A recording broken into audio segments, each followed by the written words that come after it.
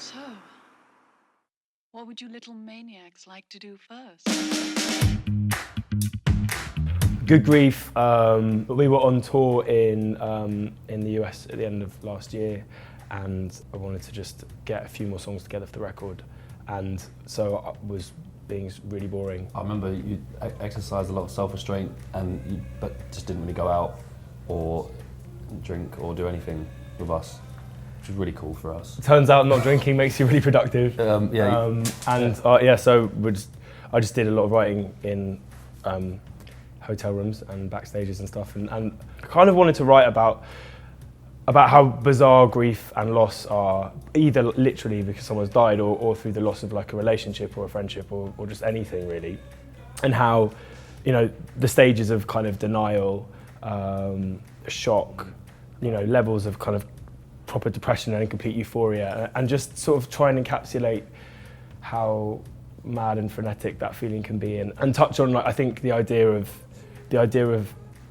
a funeral, for example. It could be a massive celebration of someone, it can be, you know, just hugely sad. There can be moments of euphoria, you know, people get pissed and collapse and fall on the floor and need to get picked up, and, you know, all these kind of things. I think I just wanted to kind of touch on the sort of complicated reality of what grief can be, but also try and do it in a kind of euphoric and optimistic way. Caught off guard by your favourite song. I've been dancing at the funeral.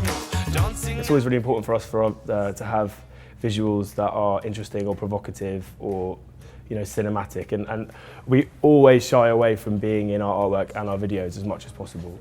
And every time we're there, it's generally not out of choice. But I'm joking.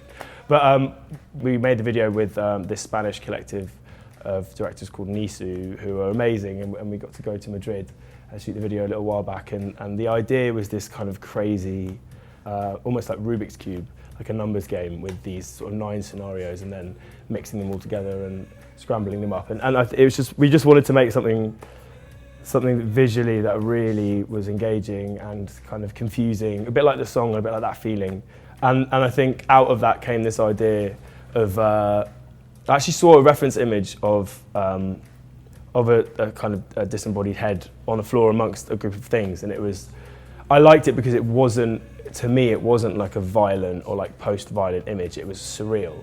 I think it weirdly came from me as well, which is quite odd if you know me at all, that I would maybe lip sync the whole song as a disembodied head, because I guess for anyone that knows me and for, you know, for a lot of people that like our music and follow what we do, they know that that's like literally my idea of hell. The worst thing, the worst thing.